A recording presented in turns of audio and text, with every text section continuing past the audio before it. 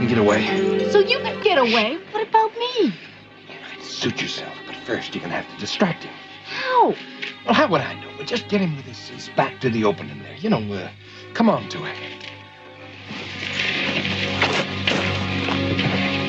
What if he's gay? I'll distract him. Hi. Nice night, huh?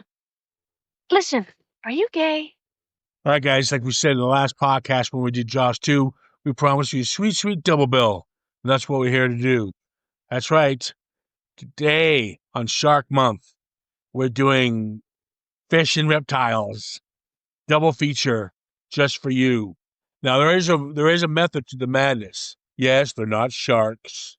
But the reason I picked these two is because they're probably the most popular of the time of the rip-off movies that were coming out based on pretty much kind of ripping off Jaws. Yeah. Kind of like Halloween, then you had Friday 13th and Happy Birthday to Me and all those films. These two were the ones that kind of took center stage. You did have Orca, I think, came out with Richard Harris, which is bloody awful. But yeah, these are the two I think. And also, it is a stepping stone. One of them is a stepping stone for a Joe Dante assistant. That was Roger Corman assistant for a long time. That is obviously Joe Dante. Joe Dante is kind of became creature feature guy in the 80s. I plug this guy's work as much as I can, from The Burbs, Explorers, Inner Space, Twilight Zone, Gremlins, The Howling. I mean, Jesus, those are just from the 80s. This guy is, sadly, he's kind of just, most good 80s directors kind of like disappear. But yeah, this is Joe Dante's freshman outing. Corman gave him the shot to go ahead and direct. John Sayles is aboard to be the screenwriter. We'll be talking about him again in the next film, Alligator. Okay, so we're here to talk 1978's Piranha and 1980's Alligator. Now, I didn't realize doing the research, John Sayles wrote both these. So he really branched out there. Oh, indeed. Yeah. He had his fins in many scripts. That was a terrible pun. But, wow. Yeah, you know I what? remember. Fuck you, man. Fuck you. You give me that shit and I give you Christopher Walken. Are you still going on about that? For flip's sake, get over it. Get over it. It was like a week ago. Chill out. But anyway, Mr. Tourette's. Yeah, Alligator and Piranha. I sort of remember Piranha. It's been many, many years since I watched them. But the Alligator has definitely stuck out in my mind over the years since I watched it as a kid. And, it actually put, as I was talking on a podcast, a couple of weeks ago about it, it actually put a real fear in me of like dropping insects or whatever, or small animals, not that I do it, down the toilet. And them growing really large in the sewers, and coming back for revenge. What other creatures, what other animals specifically would you flush down a toilet? Well, I don't flush any down the toilet, but I'm just saying, like, say the odd spider or whatever. Since childhood, I've always had that fear that they'll get into the sewers and grow super big and be out for revenge. And this is basically down to Alligator. So, thanks, Alligator, but it's a pretty cool film. Yeah, we're going to start off with Piranha here. There's a couple of fun stories with Piranha. Now, everybody in the industry loves Corman. And I can guarantee you Spielberg loved Corman before Spielberg became Spielberg. It's a funny story. Universal was going to shoot the hell out of Piranha because it was coming out the same time as Jaws 2. So they weren't too happy. Kind of could see where they're coming from. But sometimes competition works. And it turns out Steven Spielberg saw the film before it went to the theaters, and he really loved it. So they dropped the lawsuit. Now, it's kind of funny. The reason I mentioned Spielberg, because we know the way some of the films he's done, he's definitely going to be a Corman. He definitely studied Corman. Yeah. There's no way he didn't. So he wasn't going to go after. He wasn't going to let those guys go after Corman, because Corman works on budgets. Yeah. Where Spielberg was working on $1 million projects. So out of respect to Corman, there's no way that lawsuit was going to happen. Yeah, and I think as well with Corman, I think they all knew he had sort of form for doing sort of copies of sort of bigger budget, more famous films. We did that Star Wars sort of homage, for want of a better word. What do you call that one with the Hoff and Caroline Munro? Mission Beyond the Stars or something like that? Oh, Battle Beyond the Stars. Yes, that's it. Yes. Didn't John Sayles write that too? Very possibly. I think he did. He must have been, he's a Corman guy. Yeah, and I would say as well that apparently Spielberg, from what I've read, is also a fan of Alligator. So Spielberg gets it, if you know what I mean. Yeah, I mean, so, yeah, especially with creature features. I mean, we'll give an example. It's Spielberg that plucked Joe Dante to do Gremlins. Yeah, and they also work together. And then he also did Inner Space with him. He also did the Twilight Zone movie. Yes, I was going to say that. Yeah. So a lot of good came from Piranha. Yeah, there's no bad blood there. I don't think there ever was, but maybe from the studio at the beginning there was. So we talk about commando filmmaking, and we talk about that with Mad Max, and how you cut corners and how you try to trick the system. And there's a story I just read up on it. It's kind of funny. Corman was famous for presenting his films to the MPAA. And then they're going, okay, you need to make this cut and this cut so you don't get an X. They'd make the cuts. And then once the MPAA approved it, he put the cuts back in and just released the film. Because they never checked it out. And so he would have got away with it anyway. So, good on him. You love it. Apparently, though, there are scenes in this Piranha that with nudity that actually Corman surprisingly cut himself or got Dante to cut. Because he felt that it was a bit, in poor taste, with all of the carnage going on in a particular scene. Yeah, you can see some of the swimsuits coming off and stuff like that. He's definitely a boobs man. Every movie there's boobs in it. Yeah. Well, that's it. I mean, the thing is, he knows what sells, and it was probably with the whole sort of basically, tits, essentially. He knew what audiences wanted, so he was a shrewd businessman. Yeah, tits yeah, and fish, exactly. Yeah, forget it. Yeah. Oh, dear. Yeah. Anyway, right. Moving on.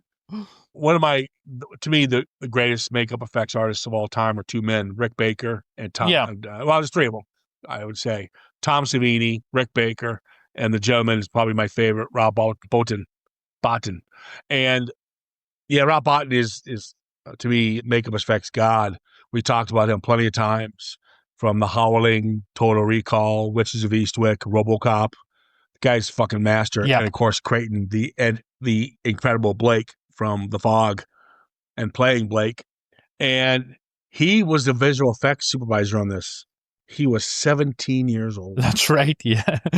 I would say that, he was obviously still sort of learning the ropes because, don't start insulting. Don't start insulting. No, I'm not having a pop, but let's just say that some of the visual effects here aren't as good as his later visual effects. That's all I'll say. Oh, come on. Yeah, but that's just... He was 17. Yeah, Yes, no, fair enough. What's the budget in this film? I know. 300. It was like 800,000. Yeah. I mean, come on. No, fair enough.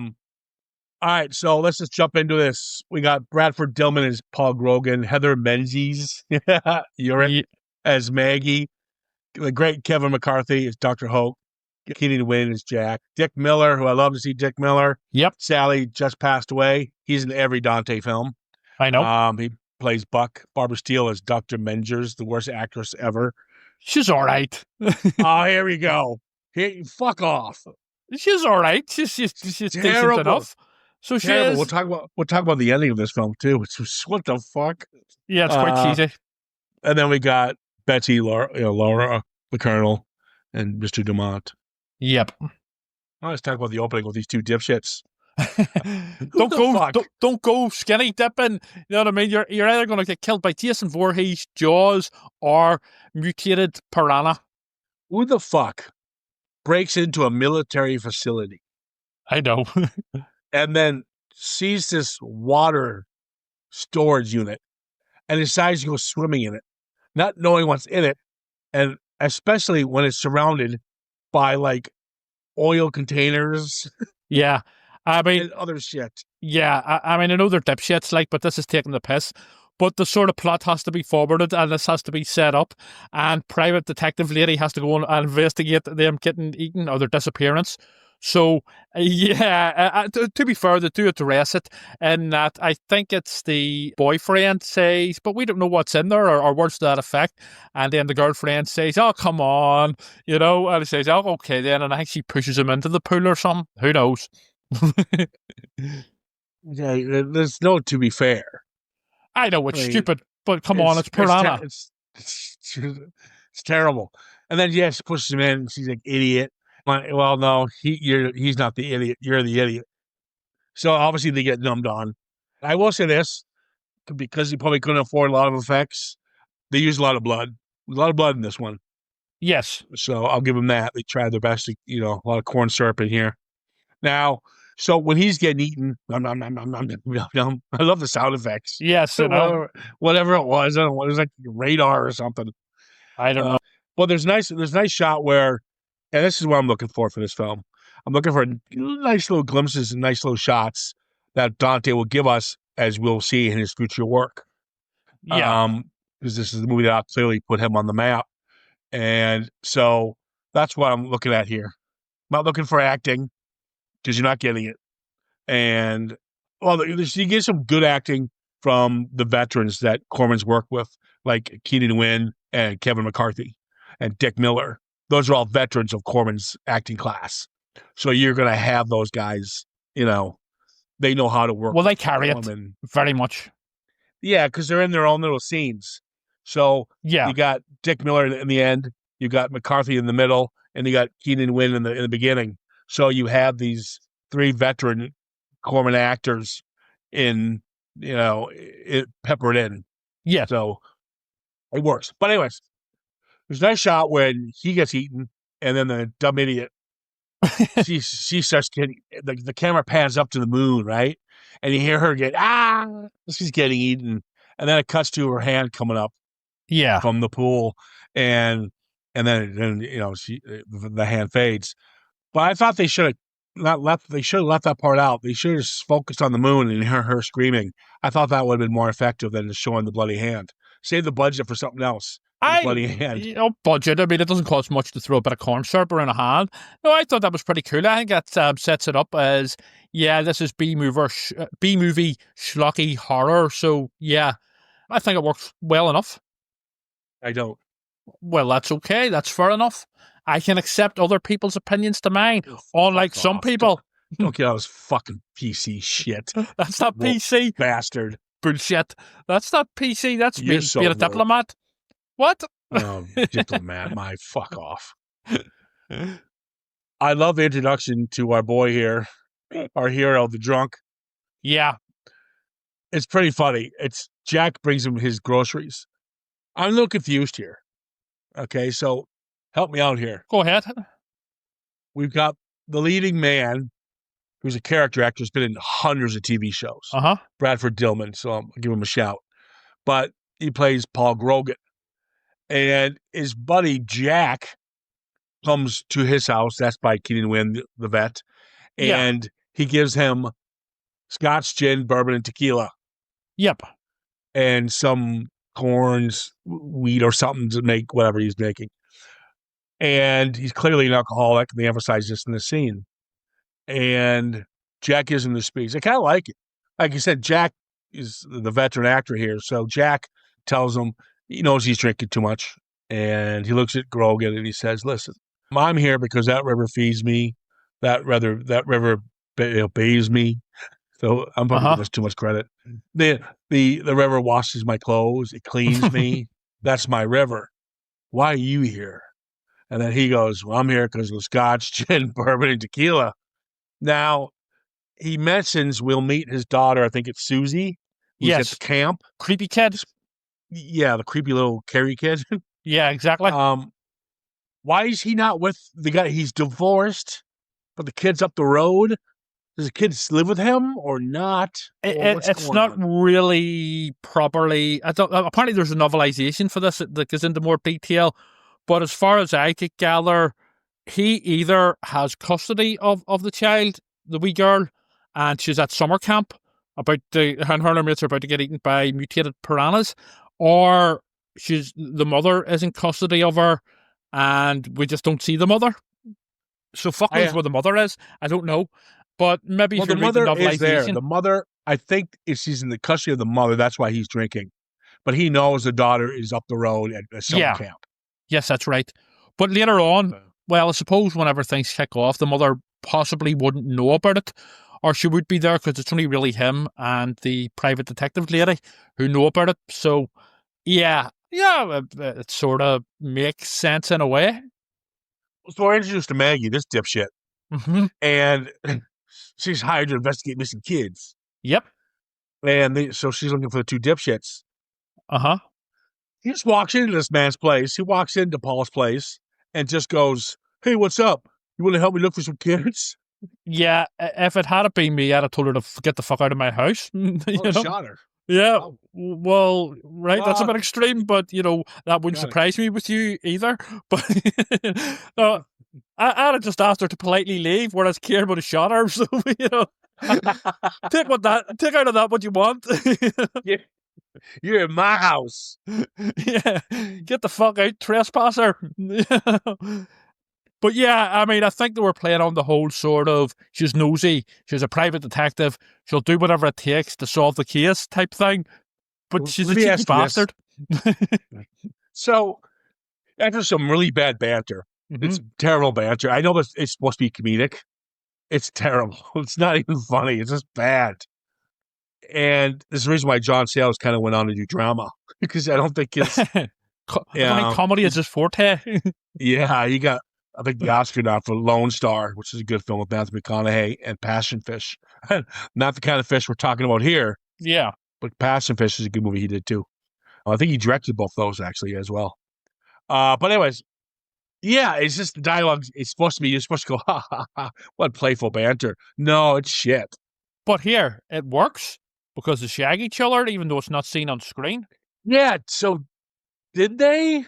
Yes, he goes, again, I was looking for the blanket or something. Or... Yes, apparently, in what I've read up on, and I haven't read the novelization, but apparently in the novelization, it is confirmed that they do, yes, shag. So she sleeps with the drunk. Yes. She'd do anything to get to the fucking bottom of the case. But it's because of all that sort of playful and so... playful. Flirting and banter, So it obviously works. He's a silver-tongued cavalier. What can I say? Reminds me of himself. So fuck off. She asks him, so is there any places I can look around here? Well, there's Jack's just down the road there. He's a cabin as well. Not really. Oh, yeah, there's some old military facility. The experimental army base. Okay. Well, we try there. And then she forces him to come. I don't know how that happened, but okay. Yeah. On the raft? No. They're taking the Jeep. Oh, that's right. The Jeep crashes. That's right. It goes A-team. Yeah. So they take the Jeep up, and they're going to look around the facility, and they're screaming the names, David or whoever the other idiot's name is. I don't know. Yeah. So why is she carrying a hatchet? Yeah. Well, I don't know. I'm assuming maybe they used it to get into the place. So that I didn't see it. No, it's maybe a cut scene. Oh, okay. Scene. But yes, there's also a real contrivance that bugged me whenever, just by pure chance, she finds the necklace of the female dipshit, confirming that they were there. Barbara was her name. Yeah. And then they go in the lab, and Dante's on record saying, yeah, these mutant fish. I wanted to see more of the mutant lizards and stuff, the stop-motion animation. It wasn't a lizard. There was a fish. Well, it was walking about, breathing air. They're amphibians. Okay, so not a fish, an amphibian then, right? Well, it's a water creature of sorts. Yeah, but it's not a fish. But anyway, I wanted to see more. It is. They're mutated fish. Listen to what fucking Kevin McCarthy tells them. Right, Mr. fucking Scientist. Right. Well, okay. One of my scientists, he fucking tells them. Right, but I wanted to see more of them. That's my point. But anyways, they're stop motion, and he only did that because he wanted to pay homage to Ray Harryhausen. Correct, yeah. And as you know, Joe Dante's career has been built on creature features. Yes. Whether it's Gremlins 2, he did one called Small Soldiers. Yes, that's right. So he's big into that kind of stop motion stuff. So good on him. I get that. I don't like that with Corman. Corman probably say, yeah, go for it, because that's what Corman's all about. Apparently, he's all like Tarantino. yeah. I know you guys are laughing at me right now when I compare the two, but believe it or not, Corman is a man who's the master. It was the master, it still is, who knows how to pay the nod to the big budget films, like you said in the beginning of the podcast, or to films he loved as a kid. Tarantino does the exact same thing. I know. Yes, Tarantino's a little more smarter, don't get me wrong, but said concept's still the same. Apparently, Dante wanted more of these stop-motion creatures, but the budget just wouldn't allow it. Yep, I can see that. Yeah. Corman was very strict. He was a shrewd businessman in many ways. Well, good on him. So they drained the pond. Right. I have a question here. I got a big question with the draining of the pond. Yes, I was going to say that. So okay, let's see. I'll let you answer the question, but it's probably the same question. It probably is. Go ahead. How come they see the dog's bones, but they don't see the human remains? I can only assume, that's not my question, but I can only assume they drifted off somewhere else, or I don't know, maybe the piranha were like super hungry. I don't know. It's not because explained. the bones, the drain goes through that little cage thing. Yeah. So the sewer thing. So that goes into the lake. Maybe the piranha decided they would clear up the evidence and eat the bones as well. I don't know. My question is, private detective lady, whenever she hits the switch. Get it right, it's Maggie. I know Maggie, yes. Whenever Maggie hits the switch and basically drains it, basically everything that happens in this film and all the deaths are her fault then, yeah? Yes. Yes, she lets him out into the river. Mm-hmm. Yeah, so it's her fault, all of the deaths here. There you go, Maggie. Yeah, well, I suppose it's her and the military, because they basically created these mutants to fight in Vietnam. What? Oh my God, we'll get to that. Don't talk to that scene. That is the best data dump ever for a film. We're gonna get to it. But yeah, so Dr. Hulk kind of data dumps why they're there, and that's just like he doesn't give you the whole thing. He just says, "Oh, I'm working on some fish. What you've just done is release them." It's a secret. You stupid idiot. He takes a Jeep, he crashes the Jeep. He's an idiot. And so they have to take the raft, which I'm fine with. You have to get them to the raft. Yeah, you have to get them on the river, essentially, which is fair enough. By the way, I would say with the crashing of the Jeep, and a few times in this film, what I really like is whenever they're, instead of getting the car to go really fast with like a stuntman or woman in it, they just basically drive it at a normal speed and then speed up the footage in post-production. I really like that. Yeah, it's like they had to fast forward on the video. That's A-Team. Oh, totally. It's hit fast forward on the videotape there. How do we make this car go faster? We can't reshoot it. I got it. Forward. Yeah. I appreciate little things like that. Yeah. Oh, that's why I love Corman. Yeah. He's improvising. Oh, totally. He's like, I can see him now. The Jeep flips. The whole crew's like, what? The Jeep wasn't really going fast. No problem. We'll fix it in post. Yeah. Just forward it. Yeah, head fast forward. It's not even 18, it's almost Benny Hill, you know? Exactly. See, people in the States know Benny Hill, so there's a reference they would get. Benny Hill is well loved in the States. So we meet the fucking little bastard kids. We meet Bessie, who I love. I love her. I think Blake, something, I can't remember her name, but she was in The Howling. Yeah. Joe Dante always cast her. I like her. She's cute. What about Absolute?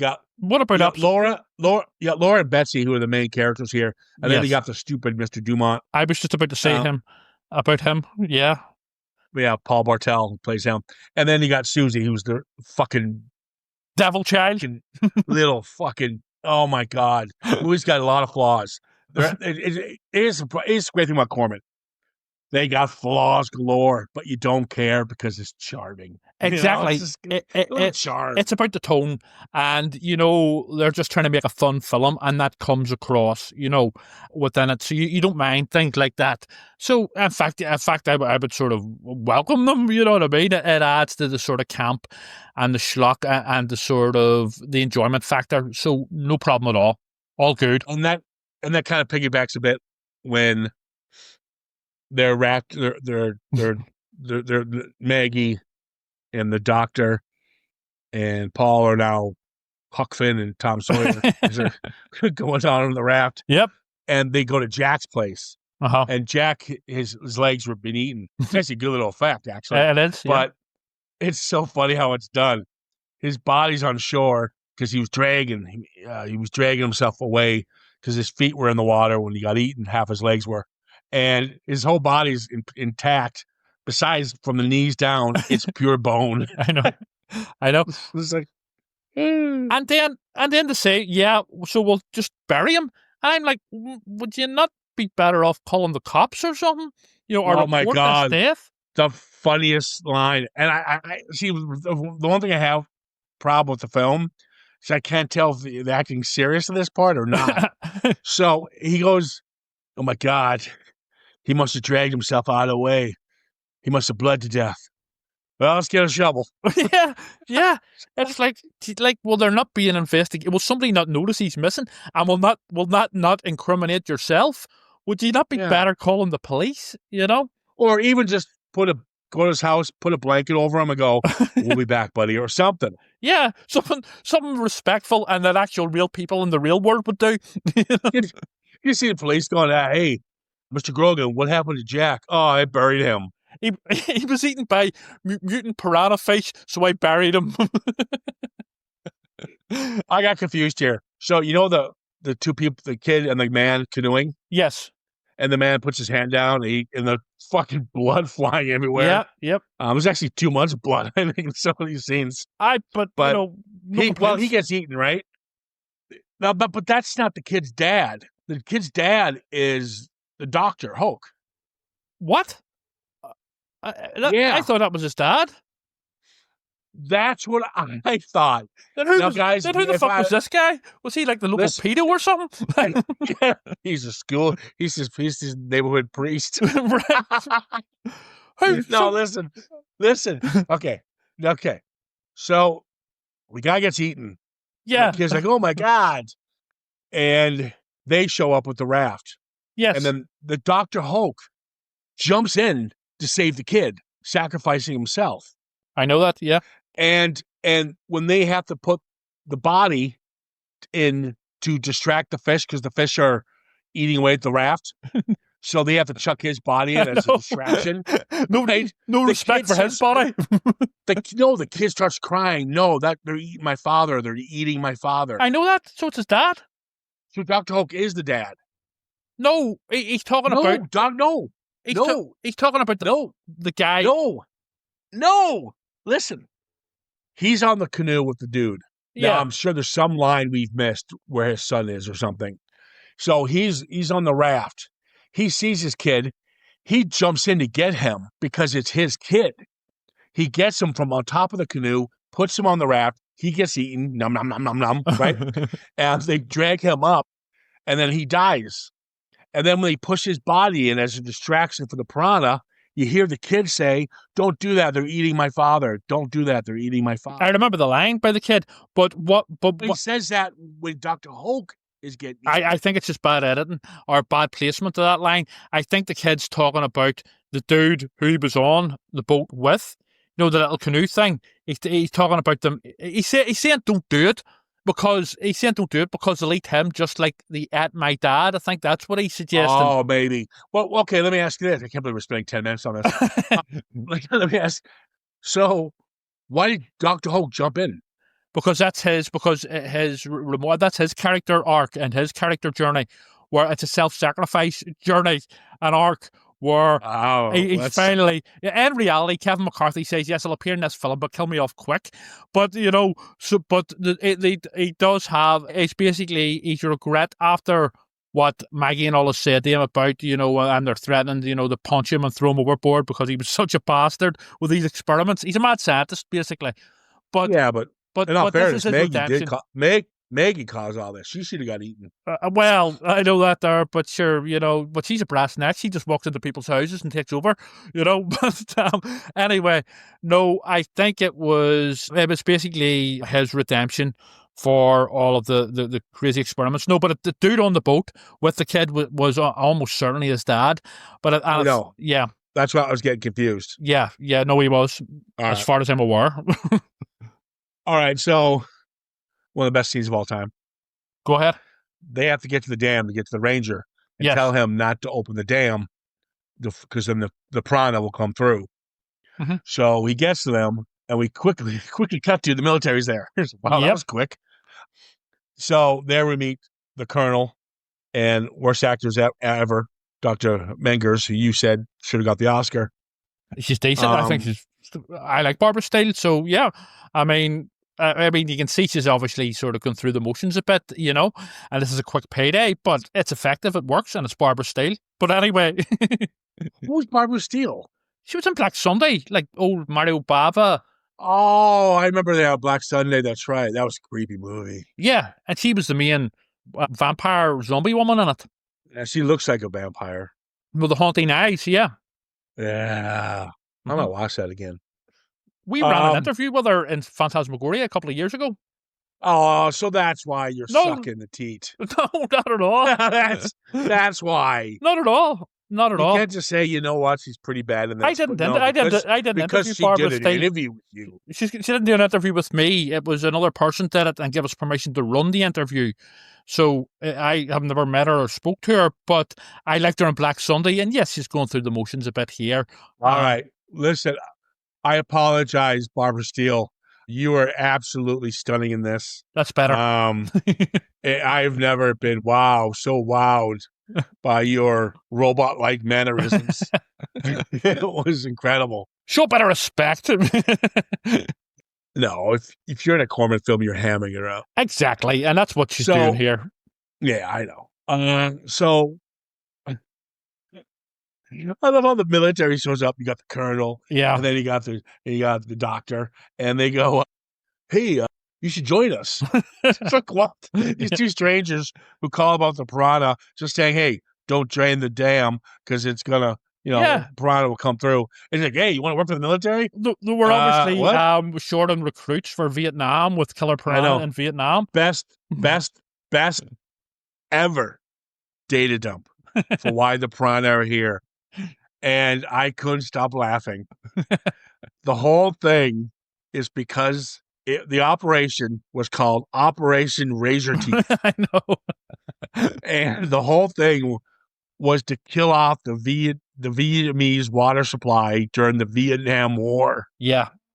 And so by contaminating the water with killer fish, they would win the war. But because Vietnam ended, they had nothing else to do with the killer fish.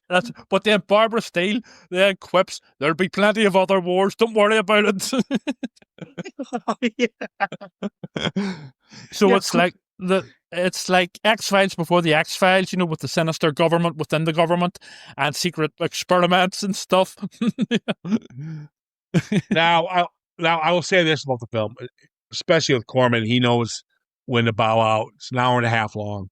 Yes. And it is fast paced. It keeps moving. It's sometimes going too fast. And it does have body counts. Some of them work, some of them it's don't. Ballsy. I mean, I understand. Yeah. But there's quite a few body counts. A little disappointed we don't see a lot of kids get it. I know it sounds creepy. Now it sounds creepy, but now you need help. No, hear me out. So the little bastards they're on the tubes. Yeah. They're in the water tubes, whatever they're called. They're having a race in the water. And so here comes the fish. Here's what I don't get. The adults put their hand in, they're eating in half a second. And it's a contrivance. But the kids are sitting there getting their little bites. They're just getting like little nibbles. I know. They're getting nibbled on. Everyone else is getting engulfed by these things. They're just getting nibbled on. I want to see some kids get it. Now, we do see an aftermath. It's supposed to be kind of like that Murray Hamilton moment. Yeah. You had where a kid is in a blanket. You don't see the kid, but it's a kid underneath the blanket. It's dead, obviously. So I guess that's the kid's moment. But there are so many kids in that lake. You need more deaths. Especially, it takes away from the threat of the piranha because they're meant to be so deadly. They will literally kill anything moving. But not kids, apparently. So all of the kids in this scene where they're doing where Demon Child is like having to sort of help out and stuff and conquer our fear of the water. But essentially, yeah, none of the kids are harmed that we actually see on screen anyway.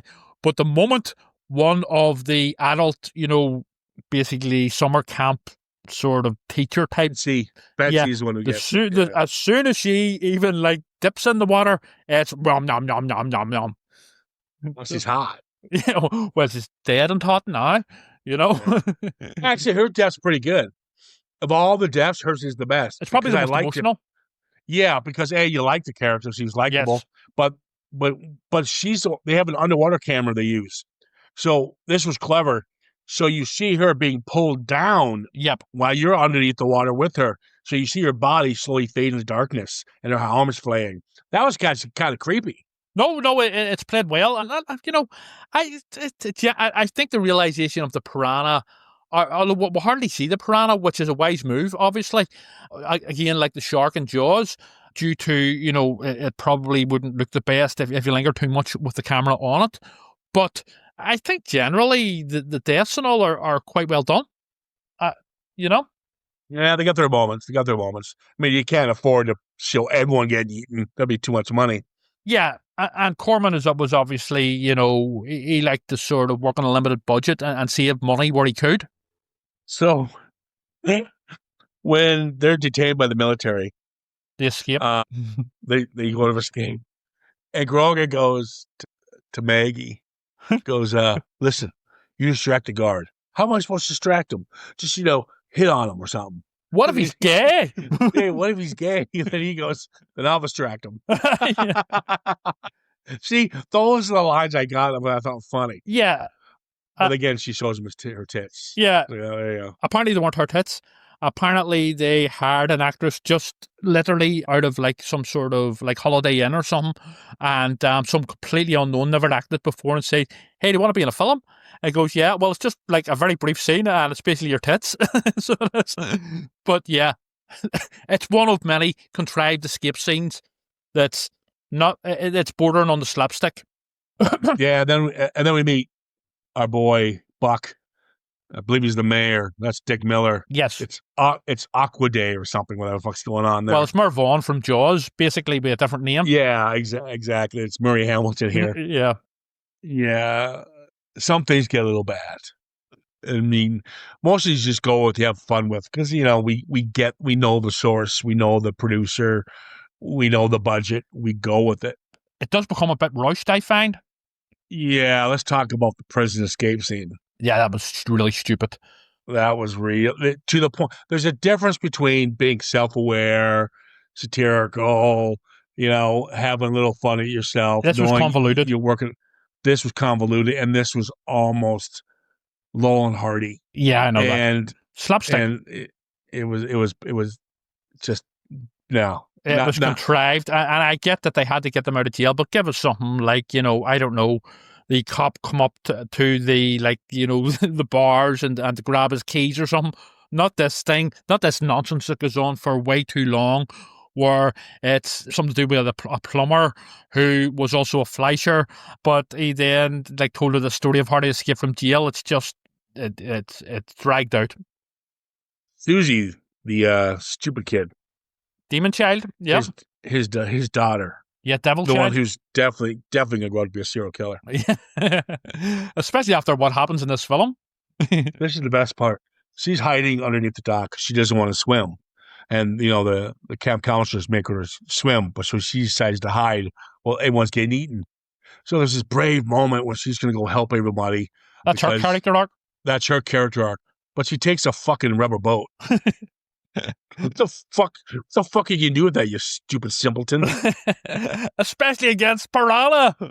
I mean, these people are being eaten by fucking, you don't know what it is, but it's pretty sharp. Yeah. What is a rubber raft going to do for you? Well, now they kind of show that she can't lift the canoe, but canoes aren't that heavy. Okay, fucking pick it up. If not, you roll it over and you slide, you can move it. They're not exactly that heavy. All right, Bear Grylls, you know what I mean? We're talking about a young kid here. Fuck off. Fucking Rambo Woods here, you know? Yeah, yeah, I want to see more dead kids, but we didn't get that. It would have made That's sense. unfortunate. It actually would have made a lot more sense. All they needed to do, we don't need to see them die. All I wanted to do was see them floating. Here, they make up for it. The writer makes up for it and more with an absolutely horrific scene in Alligator featuring a kid walking the plank. Oh, best scene in film history. We'll get to it. So, my God, here's the problem with me not having more dead kids. Go ahead. You've got psychological issues. Yeah, I hate kids.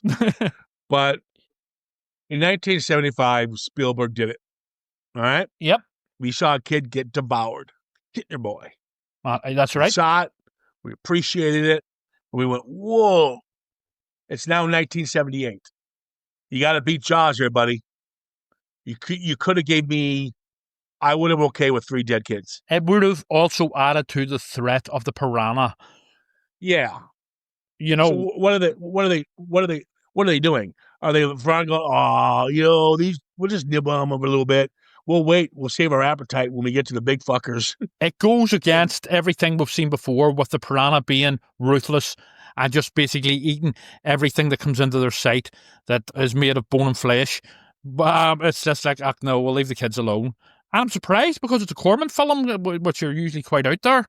But yeah, it doesn't really make sense. You either should have cut the whole stuff with the kids out completely. Because there is this is an hour and a half, and it's a campy sort of B movie, but there is a bit too much going on between, the sort of summer festival with all the other townsfolk and also the kids at the summer camp. It's just like, they should have just focused on one, I think. Here's where I was confused. So when the military shows up, the colonel and Dr. Megners, and they're talking about, they know about the situation. Yeah. It's at hand. Yeah. They show up at the celebration place, okay? Yep. At this Aqua Tennial, whatever it is.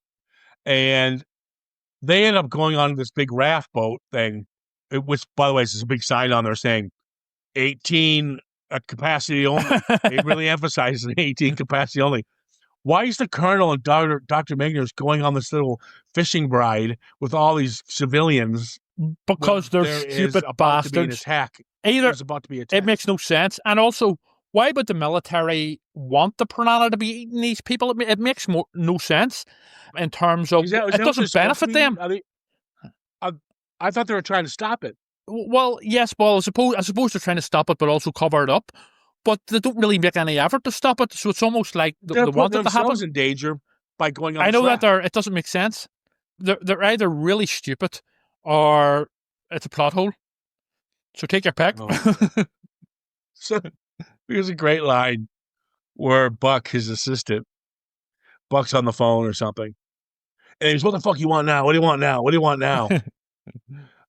He goes, "Listen, I got to tell you something." He goes, what is it now? I don't want to hear about the goddamn piranhas. I don't want to hear about them. What's going on?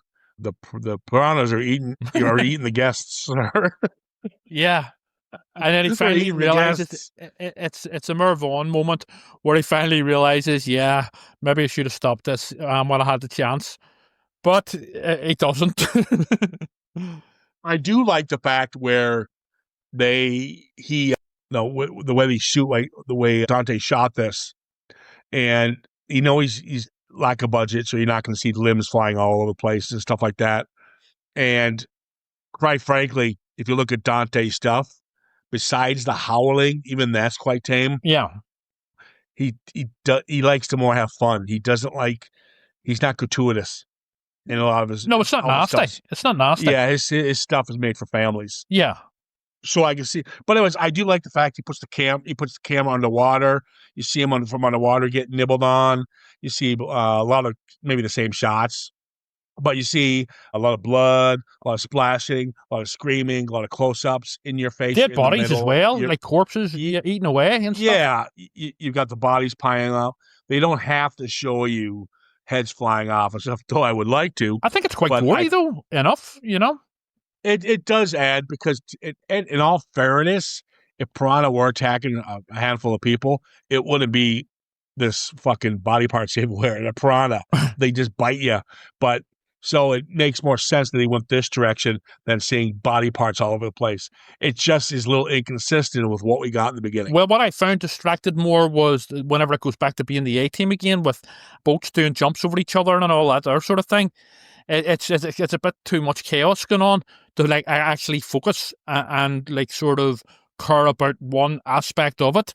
I mean, you have these jet skiers out, and then there's boats doing jumps and stuff, and it's just a bit of again speed it up. Yeah. It's just like what's going on here, and I mean that quite literally. It's just everything's thrown into the mix here. So it's not a bad setup. So he's gonna go. Here's what I don't get. He's going to this plant. It just happens to be underwater as well. Yeah, it's sunk or whatever happens. So he's got to go in there and release this toxic gas to destroy the whole river. Something like that. So the river's destroyed at the end of the day, right? Yeah. Because once he releases this... Well, he wouldn't just kill the piranha. He would kill everything in the river, I think. Yeah. Yeah. Yeah, it will. So won't they die? Won't the river... That's it? It's over? I don't know. I would assume so. I think this is more just like find a way to kill the piranha. But I'm sure the sort of Greenpeace types of the day wouldn't have been too happy, you know. Yeah. So he ties a rope to himself. Yes. He's going to dive in the water, go underneath. He says 3 minutes if I don't last. No, I can't remember what he says. He counts to 100. Count to 100. That's the best I can do. Once you get to 100, pull me out. And yes. She'll just take the speedboat and pull him out. I actually kind of enjoy the scene. I think it's actually kind of clever. It's quite tense. When he's got to go release the toxins, whatever, and he's being nibbled on. Yeah. And I do like this whole ending sequence. There's one funny part. I do think it's quite funny. But so she comes to 100. So anyways, he's going down there. He's investigating, and she's like 48, 49, and then we cut to. He's swimming around. It's like 40 minutes. He's been in there for like 2 minutes, right? Yep. Then we cut back to her, 63. It's like a ticking bomb, but with like a person doing the countdown. Yeah, I'm like, wait a minute, there was more than 12 seconds here. I know, but yeah, so he's getting eaten alive, but he's able to get the thing going, and she pulls him out, and then you see his hand come up with the water, which is kind of I do like. I did like that scene. I thought it was quite. I think it works well. And then you cut to everything's solved, and you cut to the reporter, and he goes, "Here at Lost River Lake, I love this line. Terror, horror, death. Film." Brilliant line. Brilliant line. Yeah, I was going to mention that. So it is, and that's like a sort of dig at the sort of media, the sensationalism. It's terror, horror, killer piranha. Oh, film at 11. Oh my God. I love the fact the daughter's looking for him. I don't know how the daughter got there, but whatever. She conquered her fear of swimming, so she swam down to meet him, And she's looking for him to bring his flask of alcohol. Yeah. He's been a deadbeat alco dad, so you know what I mean. Now you've got him back. Let's encourage him. It was the 70s, but Oh, it's the 70s, man. So I almost feel like the film got cut, like at the end here, because is he alive? He is alive. Yes, he survives. He's just badly injured. Well, that's why he's given the alcohol to bring him around a bit and ease the pain, even though he's an alcoholic. Yeah, he's Barney from The Simpsons. Yeah. And then it ends with Dr. Mango looking at the camera. There's nothing left to fear. And then that's it. Yeah. It is a bit of a weird... No, she says something like... it's basically setting it up, saying, we'll be back. Presumably maybe setting up a sequel that never happened. Although there was sort of sequels. Yes, I was going to say that. Oh, yeah. It was.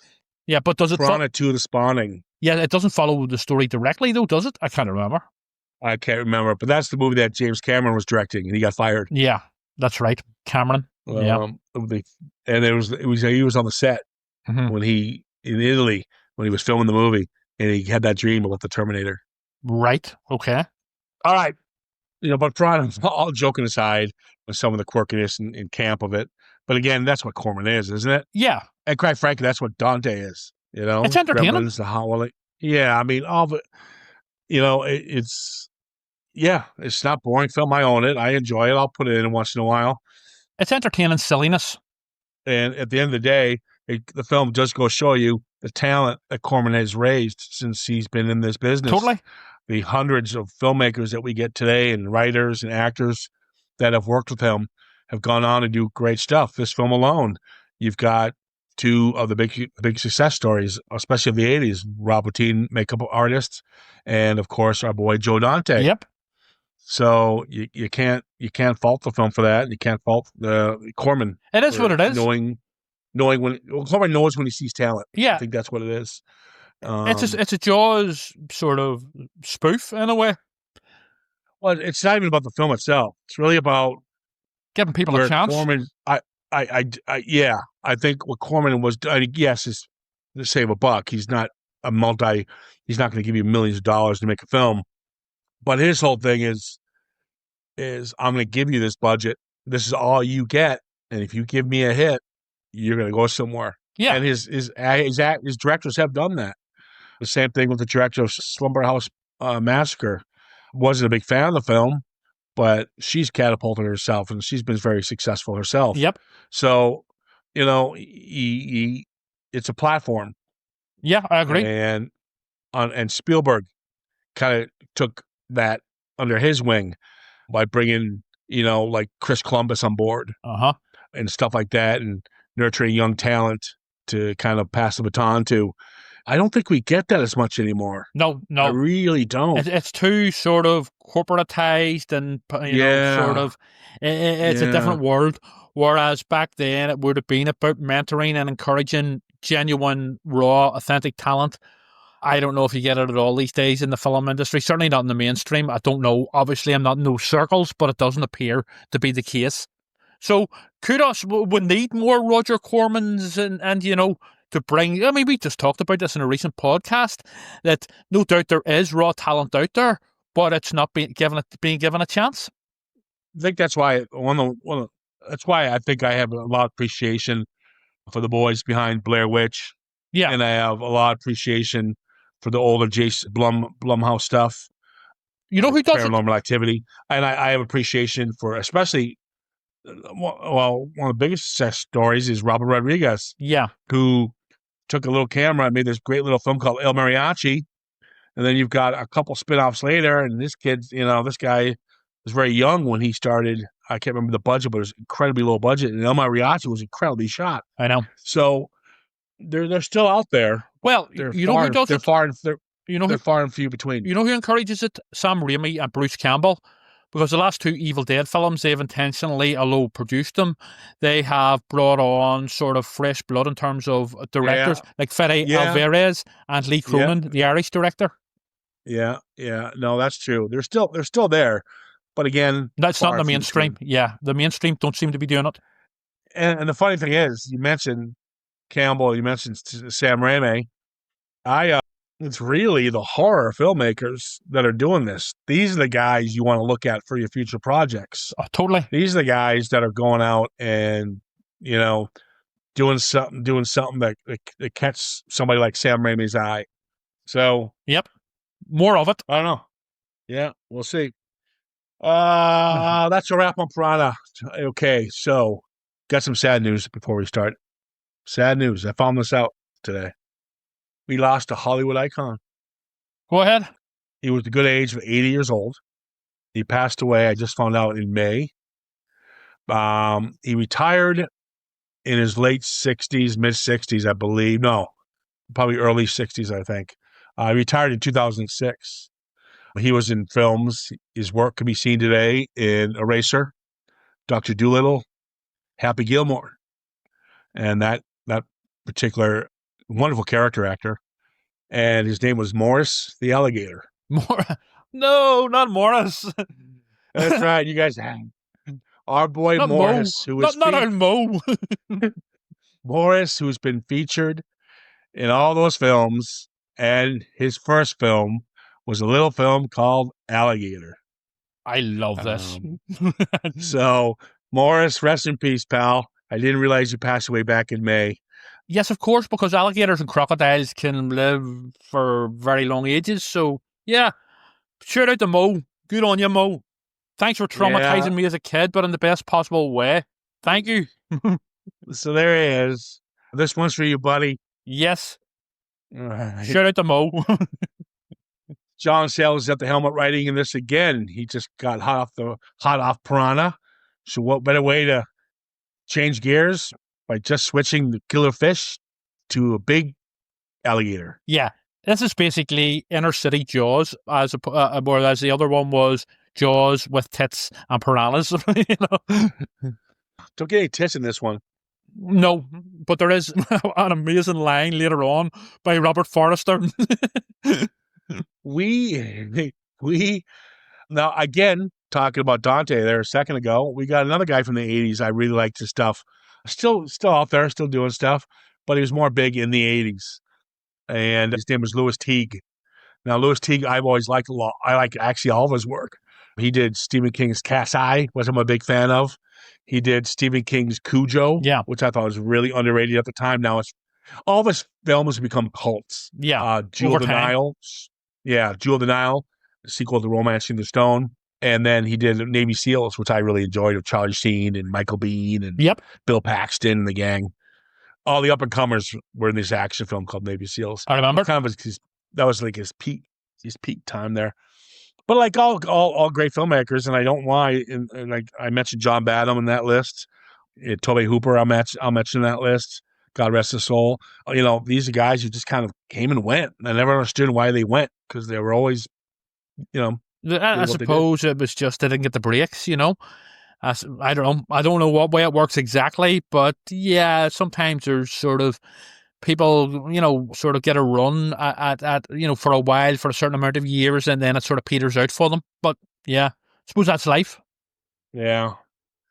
This is based on the 1960s urban legend, based on the idea that kids back in the 60s or late 50s, you get a comic book, or even the 70s, and they promise you free stuff. Yeah. Like X-ray glasses and whatever. Yes, I love all that crap. Yeah.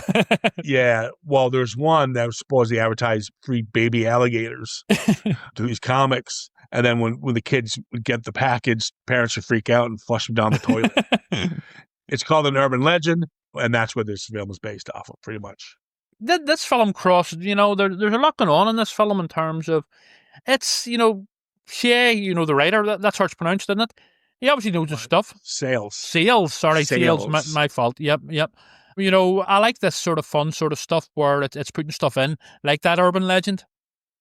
Oh, yeah. Yeah, I mean, I like, you know, well, you know, I'm surprised that this day and age, they probably put based on a true story. Yeah, exactly. All right, we got Robert Forster, Robin Riker, Michael Gazzo, the Italian mob man of the 70s. Yep. You have Dean Yeager, Perry Lang, Henry Silva. God, he's such a bad actor, but I love him. Jack Carter, Sidney Lassick, and then we got the alligator. Mo. But in the movie, he's called Ramon. Yes. So we got David Marissa, the chief, Slade, Officer Kelly, Colonel Brock, the mayor, and Luke. There's your main guys. And Kane Hodder. Kane Hodder's in this?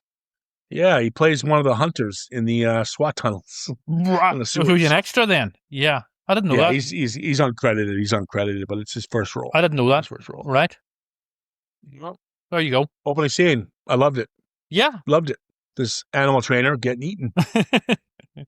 He deserves it. I don't believe in this shit. No. It is cruel to animals. Yeah. It is cruel. And they can sit there and go, no, I trained them. No, you doped them up. Yeah. You dope them up so they don't attack. They're too weak. So fuck you. And so when he gets his leg pretty much bitten off because his other leg gets trapped between the little timber, whatever it was, good on him. Good on the alligator. Good on Mo, even though it mightn't have been Mo. It might have been one of his That was probably mates. was Mo. That was Mo's cameo before, you know, he probably did like series of alligator scenes. Yeah, well, you know, he was multi-talented, Mo, you know what I mean? He played multiple roles. Multiple Mo was his nickname in the biz. He also played one of the waiters. I was a better actor. Yeah. Oh, shit. So what fucking parent will buy their kid a baby alligator? I mean, anybody can raise their hands. Who the fuck would buy? And they did do this. This I agree with. I mean, urban legends come. Yeah, the dad was right. Do come from something. Yeah, they do come. The dad was right. Although it is confirmed later on that her mother is batshit crazy. So, with this, the scene where she's going, if I got an evil eye, is it this one or is it this one? So she is obviously batshit crazy. So I suppose it makes sense. Yeah. So just like Maggie causing all the piranha from the last film we just talked about, getting unleashed, Marissa is kind of the cause of this. Indeed, with her little pet. This is her alligator that's caused this. Ramon is our title villain. And yes, Marissa is the cause of this. She plays a herpetologist. Well, she's basically an alligator scientist. What is it? What is it? It's she's an alligator scientist. It's no, it's a. I'm not even going to attempt it. I'm not even going to attempt it. She is basically. I know that it's a. She's a reptile lady, scientist lady. It's a herpetologist. Okay, I run with that. Study of reptiles. It's the study of reptiles and amphibians. There you go, Citizen Citizen Freedom. You know what I mean? You get educated on here as well about such things like science. Here in Shark Month, we tell, even though a shark is not an amphibian or a reptile. Yeah. But we like to branch, and they are water creatures. So you're welcome. And also, we're educating you about alligator science. So there you go. By the way, alligators. I've always had a fear of alligators since watching. I know I said earlier on, but since watching this and Live and Let Die with Roger Moore when I was a kid, I am still to this day terrified. Alligators and crocodiles are cool. No. Well, I tell you what, they might look cool, but I mean, they're basically a callback to the dinosaurs, one of the last remaining callbacks to the dinosaurs. And let's just say, I would never in a million years go to the Everglades in Florida. They genuinely terrify me. I wouldn't want to be anywhere near the one. Oh, I wouldn't want to go up to Coochie Coochie Coo. Well, you'd regret it if you did. I would like to hug a bear, though. I wouldn't, because the bird would rip you apart. No, not all. Well, you hear Winnie the Pooh. I remember as a kid going to Belfast Zoo with my sisters and my parents, and the zookeeper telling us, and it's always stuck with me, that the most fearsome creatures in the zoo that would literally rip your arms and legs off and then eat you are the polar bears, the big docile-looking polar bears. So, yeah. So basically, it gets back to basically the motto I carry through my life. Do not fuck with nature. Be that animals or whatever, Don't mess with Mother Nature. Flush them down the toilet. Exactly. Because if they go to the sewer, apparently the original script for this, which was thrown out, had the reason that the alligator grew to such a massive size was because it was set in Milwaukee, apparently, originally. And the reason the alligator grew to this massive size was because the local brewery were pumping beer into the sewer. So it's drunk. Yeah, it's an alcoholic, overbloated Morris. Yeah, so we introduce our boy, David, Detective David. Yeah. And he's at the sanitation plant where he sees an arm. He's just holding it. Well, what's this? That's an arm. And then the next scene, they find a leg. And then the head of the sanitation plant goes, well, I can sell this place. This place could be for spare parts. I would say the first half of this film, before it really goes off the rails, whenever the alligator jumps up through onto the street, it's actually quite gritty. So it is, and he's like obviously a sort of tough cop, Chicago cop, and it's played quite gritty.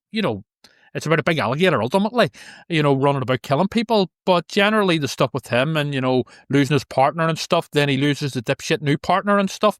It's played in a generally quite gritty manner, which I liked. Yeah, but some of that gritty manner could be taken away with some pretty stupid scenes. It goes off the rails. So it does. Now, don't get me wrong. I do think the story about the size of the gator is quite on how he puts the pieces together. He goes to adopt a puppy at the pet shop.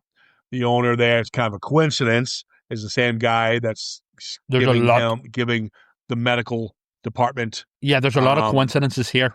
Yeah, giving the medical department puppies so they can fucking dissect them. Yeah, there's a fucking line that fucking prick gives to David. Why are they barking? Well, we cut their larynx. It's quite dark, so they don't bark. It's quite dark, and I was pissed off. It makes because this shit does happen. Yeah, I know. They wouldn't know this if they don't. They wouldn't know this if this doesn't happen. Yeah, and with the creepy pet shop guy dumping the bodies and all into the sewer, it's quite dark. Yes. Yeah. So you'll find out the gator. What's happening is the pet shop guy gives it to a tester. The tester then gives the dead animals back to the pet guy, and he dumps them in the sewer to get rid of the evidence. But because they're so doped up on drugs and whatever that they're testing on them, the alligator's been eating them. Yes.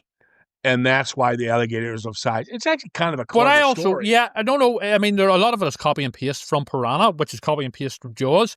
But yeah, essentially, instead of the military, it's the evil sort of animal experimentation scientists. But I also got the suggestion that not only that, they were sort of pumping chemicals into the sewers as well. So that was sort of contributing to the size of the alligator. Also, I don't think they were. It's also said later on that an alligator wouldn't survive in the sewers because it would be starved of sunlight and stuff. So it's mutated, basically, in a nutshell. Yeah, but I don't think the pollution thing happened. I think it was just the animals. Right, okay. The whole thing is anti-animal testing and fucking Mother Nature and all that, you know? Yeah, like the previous Piranha. But, Piranha is just laughable. Good laughable goo. This has got kind of a side where you kind of get angry. Like, why the fuck do we have to see that fucking scientist guy get it? Do we see him get it? At the wedding, I think a lot of them get it. You know, the wedding party later on, whenever it's completely batshit crazy. I don't think his dad gets it anyway, you know, who's his boss. Well, you had his father-in-law. Slade. Yeah, Slade. But we'll get to the wedding scene. Fucking awesome. Yeah. Brilliant, like. Yeah, and then like when he's back at the sanitation, you got the leg and they got the arm, and then they see he happens to be there. They take out that T-shirt, the shirt that the pet shop owner has, that obnoxious Hawaiian shirt. Yeah. So they know that he's like, this is interesting, and that's how he leads him to the medical facility, which is way fucking convenient. I know there's a lot of real sort of coincidences and conveniences here.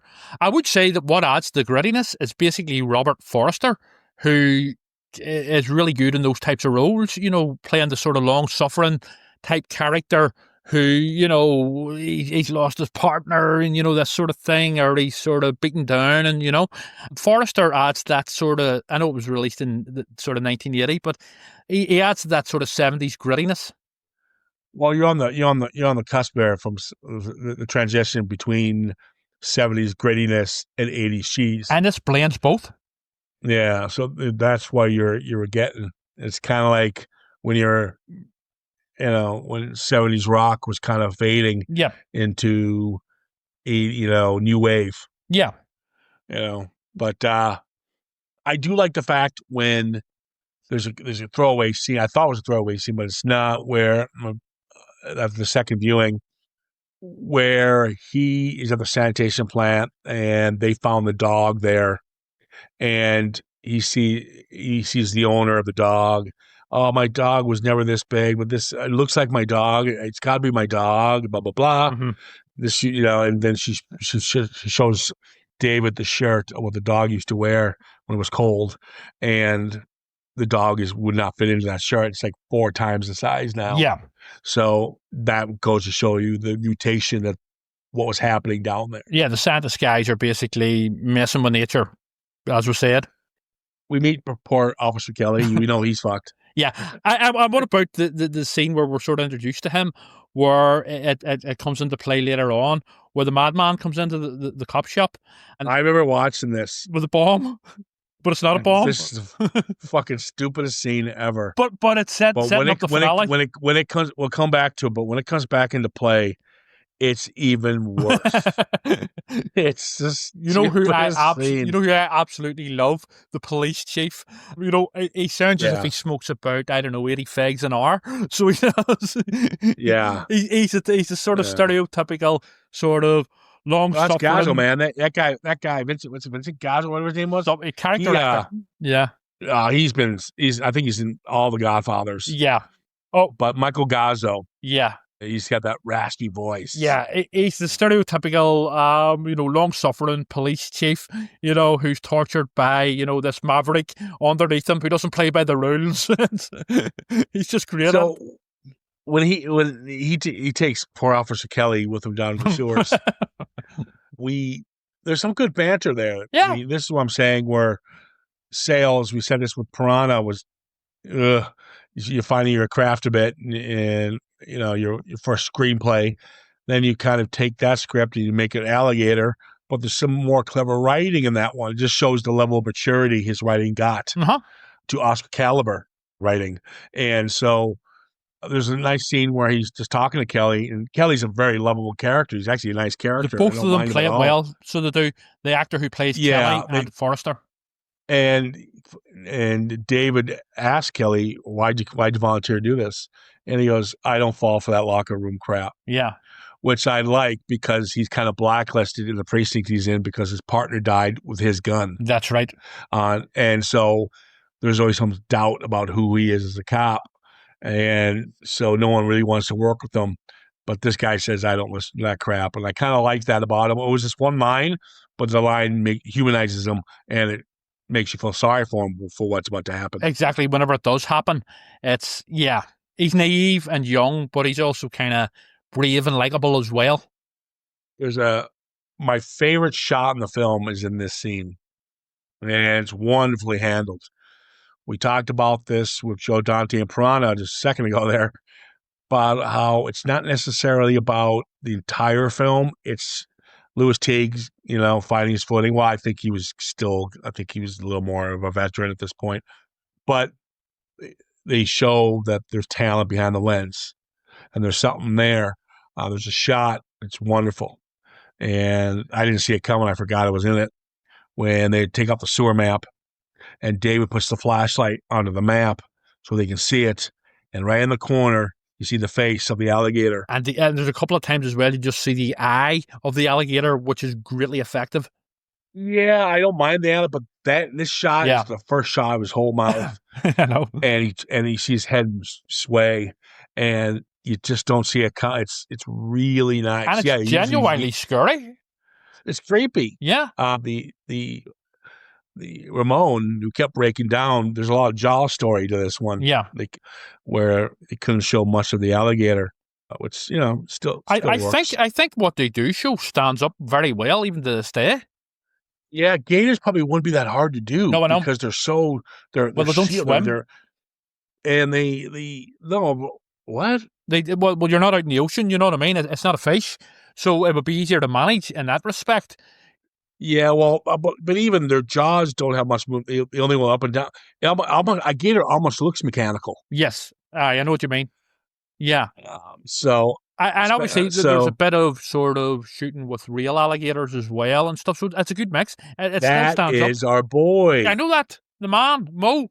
Yeah. So when Kelly gets it, it's an effective low sheen where Dave is trying to get the sewer lid open, and there's nothing he can do at this point, and he sees him getting dragged off. I would have liked to have seen his body plummet. It's terrible. More gore. Yeah, I'd like to see him being pulled away and him struggling. We don't have to see him getting eaten, but as the gator's walking away, we can see him dragging Kelly away with him, and he's screaming. I think that would have been effective. Yeah, I know what you're saying, but I think it was maybe a bit too much too soon, because we do get that later on, especially at the wedding party, which is bonkers, and I love it.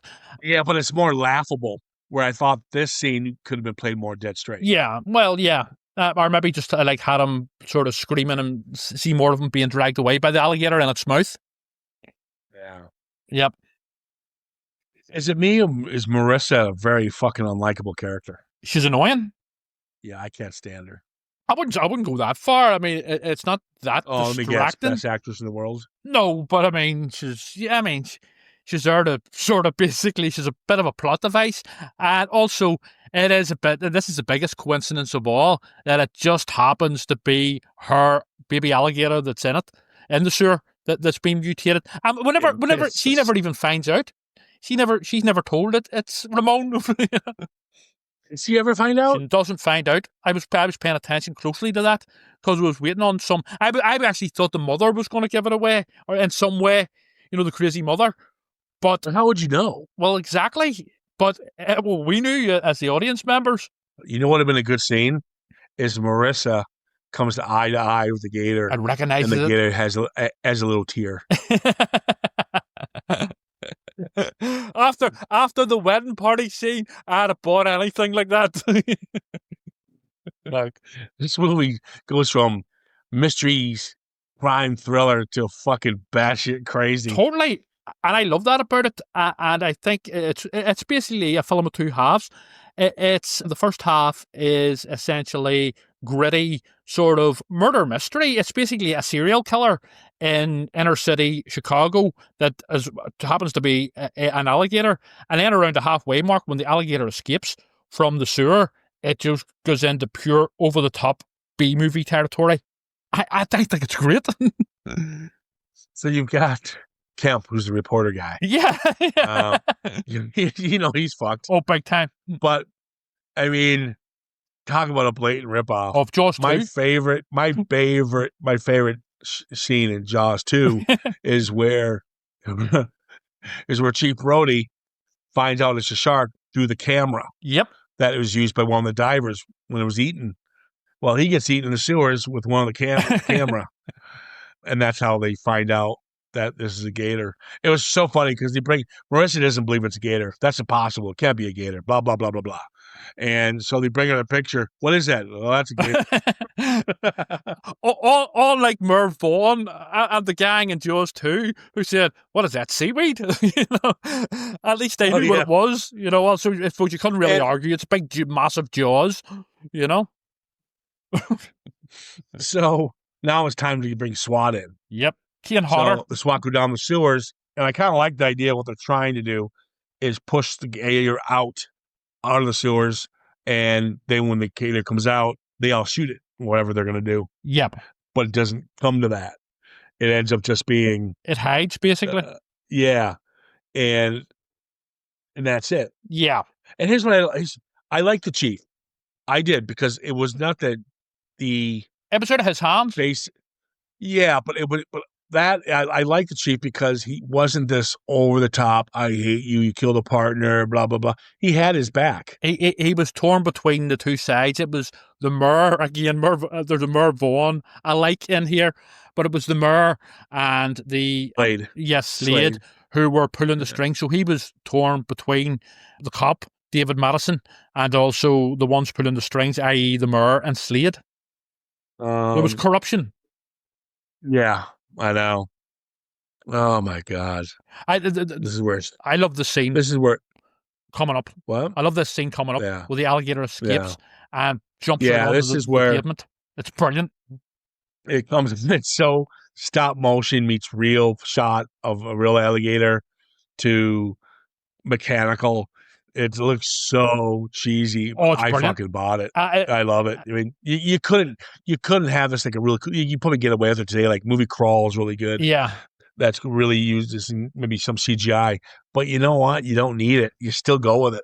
Well, here's the thing. Whenever I had seen this since I was a kid, I watched it on TV. When it traumatized me, I haven't seen it since. So there was parts of it I couldn't remember. But see, as soon as this started happening, it all came back to me. And then later on with the wedding scene, it was just like, superb. So when the kids were playing baseball on the street and the thing pops up and they're still standing there, I'll be fucking gone. Yep. And then there's the cop. There's a kid who's obviously like a posh little sort of stage kid, but he's pretending to be streetwise and stuff, and it's so ropey. But again, oh my God, is that the kid? Is that the kid who's going to help? So he runs up to his mom's, runs up to his house, and he grabs a knife. Yes, him. He grabs a knife and he runs down like he's going to tackle the fucking gator. He's obviously a sort of posh stage kid that they've hired. Oh, by the way, you have to pretend you're from the street and you're sort of working class, and it doesn't work, but it does work in other ways, you know? Yeah, it's so bad it's good. Yeah, exactly. And then the cop car, he tries to. No, this is the A-Team. Or Chips. Or Chips is perfect. Cars just explode. He veers away from the kid, so the cop does a fucking car just flies in the air. And it explodes. You know, there's random explosions of cars whenever they just like clip another car. It's just like boom. And then he gets out of the car, and the alligator, this fat bastard is the slowest fucking gator in the world. He's like, no. And he's like, well, get up, you dumbass. Yeah, exactly. Instead of getting up and running, all right, maybe he was injured. Instead of at least crawling away, he's like, no. And by that time, Morris has caught up with him, walking about, I don't know, 1 mile an hour, and and eats him. Bites his leg off. Yeah. And then the big game hunter is in town. Well, no, that's the funny part. They got the game hunter, Henry Silva, who he's the best hammy villain ever, and he even knows it. He looks like a villain. Yeah, he looks like he's dressed like a big game hunter and everything. The whole safari gear, and he's wearing safari gear in inner city Chicago. You know? Yeah. Oh, so but there's so funny. It's just like. The next scene is all those militaries around. Yeah. And the last thing we see of the gator is him like, la, la, la, going down the street. They can't find him. Yeah, exactly. And there's a great scene where the chief is going off now at this point. She's all pissed off. And Marissa goes, it needs water. It's going to find water. And he goes, Jesus, man, this whole city's full of water. It could be anywhere. It could be right over there in that lake. Well, guess what? Yep. Yeah. So, and then there's an absolutely brutal, we'll sort of referenced earlier, an absolutely brutal random scene where a random kid gets it after being forced to walk the plank while playing pirates with his mates or his brothers or something. Yeah, that's not there yet. Yeah, but we'll jump into that one in a sec. But yeah, so he kind of gets fired. He does, yeah. And it's so funny because I was always wondering what was the point of terrible bomb threat scene. And as you get fired, you usually give me your badge, give me a gun. Chief walks up to him, you're fired. Okay. So he goes to his locker, cleans it out. Then he goes to a room called the evidence room. And steals everything? Opens it up. It's like a closet. It's almost like a fucking flea market sale. Everything's labeled dynamite, bomb, knife, radio. And there's no cages, nobody to check this stuff out. He just goes and grabs his bag and fills it up with the bomb. Also, with him getting sacked, would he not have been escorted out of the police station? You know, I mean, Probably not. What? And sort of like jobs and I don't know, call centers or whatever. If you get the sack, you get escorted off the premises. You know, I would imagine a police station would definitely do the same thing. But anyway, it doesn't matter.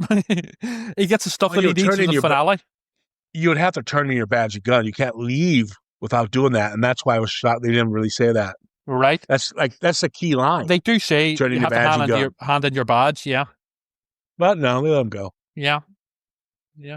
I love the scene where Rock is walking down the alleyway with the chief, and he goes, "Oh my God, this is the biggest I've ever seen." And the chief's like, "What? Look at the size of that stool sample." That's right. Yeah, it's basically a massive alligator shit. So Marissa and David are lovers now. Yep. Just randomly, they just get together and shag, and then they fall out. And this is, in a way, this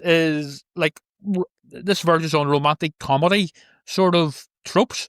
You know, because there's the big fallout, then they get back together again later on. You know, whenever he gets into her bedroom in her mother's house and says, "What's not to love about you?" What's the effect of, "You're a doctor, you know everything about alligators, plus you got a great set of tits." It's like, what? You charmer? Is that what he said? Yeah. I don't remember that. Yeah, whenever he gets into her bedroom in the mother's house. Oh, yeah. Yeah. Oh my god! But it is a bit of a whirlwind romance. I mean, they even had the sort of split up, the break up, and then they get back together again, all in the space of about 5 minutes.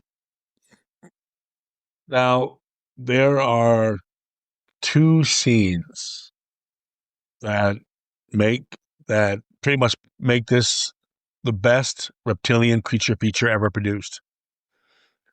And that is, as you mentioned, the 3 dipshits. One's tied up. The kids. It must be Halloween or something. I don't know what the fuck they're doing. They're playing pirate. I don't know. Pirates. But they're making the kid walk the plank, and the kid sees the fucking alligator in the water. The other kids don't, and they start pushing him in. He's like, fucker, stop. And they actually Wait a minute. do it. And they do it, and he gets it. Yeah. Thank you. Yeah, I mean, this film, they've learned their lessons from Piranha. Oh my god. It's quite brutal, you know? Poor kid. I would like to have seen his face get crushed, but I can't have everything. Little fucker. I do like when Brock hires 3 bastards. Hey, you want to go hunt for a gator? Yeah. I'll give you $10 per day. Yeah. And the one guy goes, I want 20. Yeah, he's hustling, basically. Yeah. But then he gets it big time. I love it where they walk down the alley. 2 of them decide not to do it. The other one goes with them, and then he sees the gator. He just fucking runs. Yep. But to his, gotta give him credit because he does go back to try to save him with the gun, but there's no point. Yeah. And Brock was always going to get it, And I do like when Brock's actually in the mouth. Yeah. And he's being just swallowed. Brock is basically Quint from Jaws, but a campy B-movie version of him. Really bad. He's terrible. It's terrible. He's even got the sort of the smarmy raised eyebrow. Whenever earlier he's flirting with the reporter and stuff, and he's talking about a really ropey scene where he's talking about alligator mating sounds, and he's going or some nonsense like that. It's just like, what? How the hell both actors sitting there looking at each other taking this seriously? They weren't. You could tell that they weren't. It's obviously very tongue-in-cheek. Now we get the second best scene for an alligator horror film. And that is the fucking batshit crazy wedding. Love it. Absolutely love it. So too. I love when the maid just gives gulp. Yeah. And then you can... And then my favorite is... No prisoners. What's the slow moment? What's the people just... No! So... Yeah, for ages. You got Slade. Yep. Who locks himself in the car. And the driver doesn't move at all. He's like, why don't you just drive away now? Exactly. Put your foot on the pedal, dickhead. He waits for the mayor to show up. And the alligator. On the door. He was banging on that door for 5 minutes. He couldn't open it. Just go, come on in. Let's go. Yeah. Yeah. Well, I was just set him up as just a complete bastard, And then the gator grabs him. And instead of eating him, he's just banging his body. Yeah. To the car. He's using him to basically get into the car. But why didn't Slade just open the door at the other side and run away? But why didn't they just run away? or drive away 10 minutes before, But here, it's still pretty fun. I mean, it's like... And then it crushes him on top. It's just yeah. I love the wedding party scene. Brilliant. How did Marissa and David know they were there? It was coincidence. And why would they? And again, it was some bullshit one fixed line where that's where it would be heading to, something to do with following the river or something. We're basically tracking where it would go next. And just by complete chance, this also happened to be the same place where the wedding party was going on with all of the other main characters. So there are a lot of plot conveniences, to say the least here. But that's okay. It's Alligator. So their plan is to poison it, kind of like when they did Piranha, poison or inoculate it, or do something. And blow it up. And then blow it up. Yeah. And so he puts the gas mask on, and he's got a minute and a half, whatever, to get out of there. And the gas is slowing down the gas is slowing down the gator a bit. I do like the scene where he's trying to get out of the sewer and the car pulls really up on top of it. Yeah. And I do like Marissa's supposed to meet him there, so that was planned. And she's trying to get the dumb bitch to move your car. It is actually it's tense. It's actually And actually, it's a lot like Piranha. Yeah. Where he's underneath the water, he's being nibbled on, blah, blah, and he's got... So It's the ticking bomb. And the explosion, which is pretty much most of the film's budget, is quite well handled. And I do like the gator effect when they blow it up. Yep. And especially I love how they ramp up the tension with the old woman in the car, who gives actually a natural reaction to some crazed person jumping into your car and say you have to move because there's a bomb and an alligator underneath. You go, what are you talking about? You know, get out of my car, you crazy bastard. So that ramps up the tension and it works very, very well. Yeah, it does. The movie's got flashes of a lot of good stuff, but it's got a lot of piss poor stuff. But the piss poor stuff is more just... I think it knows what it is. I think it's deliberate. In jokes, yeah. It's all deliberate. Yeah, totally. I mean, it's a creature feature. Yes. That's it. Yeah, and I would say it is... I love this film, and I find it hugely entertaining. It's a good one. It is. What do you think's better, Piranha or Alligator? What's that, sorry? What do you think's better? Alligator. Piranha or Alligator? Alligator. Yeah, I prefer Alligator, but I still like Piranha on its own terms as well. But for me, just maybe there's a wee bit of nostalgia there. But I think generally it's pure, like, no holds barred enjoyment. I like them both. I own them both, Yeah, but same I'd here. probably pick if I had to choose, probably be Alligator. Same. Just because the budget's a little up there. You've got fucking the chief. You got some great character actors in here. Yeah. And it does help that you got Robert Forster, who kind of he's more of He's a good presence. the serious actor in it. It helps too that he's in one of my favorite underrated Tarantino films, which is Jackie Brown. I love Jackie Brown, and he won an Oscar for that, best supporting actor. Did he end up getting it, or was he just nominated? Maybe he was just nominated. I know he was at least nominated. And then in more recent years, before he passed, he was in Twin Peaks, the rebooted 2017 series of Twin Peaks. That's too bad to go out like that. You haven't even seen the new Twin Peaks? I won't. Don't even plan on it. Well, you should. Let's not ruin it with good creature feature fun with that shit. You haven't seen it? You can't comment. Come on, don't even start with me. That Fire Walk with me was a terrible experience. Well, it's not meant to be pleasant. But anyway, Alligator's great. Yeah, Alligator's good. It's good fun. Creature feature. I think people who listen to this podcast might not know it, and they know Piranha. It's free on Amazon. Pretty popular, actually. But you can get Alligator. It's been all remastered, re-released, and everything on 4K, like I mentioned. Check it out. Give it a watch if you haven't seen it. It's free also on Amazon, and Piranha is 99p on Amazon. So that's where I watched them. There's loads of really good stuff that's free on Amazon, old sort of B-movies from the 70s and 80s and stuff, which I would watch a lot of. Well, we don't have to mention them because they're not going to pay us, so fuck them. No, but I'm just saying. I'm saying for the benefit of listeners getting something for free, not for Amazon themselves. I've no time for Bezos. But yeah, check it out. I don't think a lot of people know about Alligator. Well, they probably do. Maybe I'm just... But there you go. Wow. Double feature creature. Wow. An hour and hour and a half talking about these two films. They deserve it. Wow. There you go. Roger Corman, Joe Dante, Louis Teague, John Sayles, the creative minds behind Piranha and Alligator. Good time. Check them out. Guys, give us a shout. If you want to reach out to us, it's citizenframe_podcast on Instagram and, of course, Facebook. Oh, so remember when I fucked up Yale? Yes. Yale was in Connecticut, way off. The fuck. Indiana, I got confused because Indiana has two Big Ten colleges, which is Notre Dame, the Irish, right, and they've got Purdue. Well, there you go. So I was wrong, but I knew they had some kind of prestigious schools in there. Right. So you obviously demonstrated onto the internet afterwards and looked them up. Yep. Okay. It's like, man, I look like an ass. Right. Okay. Yeah. No more phone calls from Yale anymore. They're not calling me now. Maybe now Notre Dame will call me. Your honorary doctorate has been cancelled. Yeah.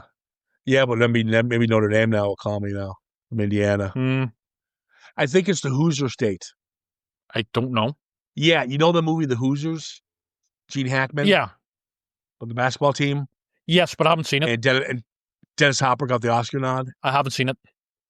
Oh, that's Indiana, the Indiana Hoosiers. Right. Yes, I'm okay. I'm learning about the great state of Indiana for our new listener. That was pretty nice of me. Pretty nice of me. This is he'll go the extra mile, so he will, and making a dipshit out of himself. Yeah. I just wanted to make sure I clarified that before you. I don't think they've downloaded since. They probably didn't even listen to the one where you made the mistake. I know. God, we suck. I mean, this is Shark Month, and we're not even covering sharks. Yeah, but it's, as we continue Shark Month, without sharks, where I quite frankly think it's an underrated gem. Well, I don't want to say yet because Dangerous Animals is coming on video on demand this week. And I never got to see it in the theater. It didn't get a big theater release, unfortunately. And it's getting rave reviews, but the serial killer uses sharks. So I want that to be next. But if we can't get it on video on demand yet, we'll probably go to Deep Blue Sea. Okay. There we go. And then we got, what else do we have after? Deep Blue Sea, Dangerous Animals, and they have one more shark one. What was it? I can't remember. I don't know. It's I don't know. Okay, we'll figure it out. We'll work something out. All right. Guys, this has been long as hell. I'm out of here. I'm going to get some dinner and watch a movie because I have no life. All right, guys, take care of yourselves. I'll see ya.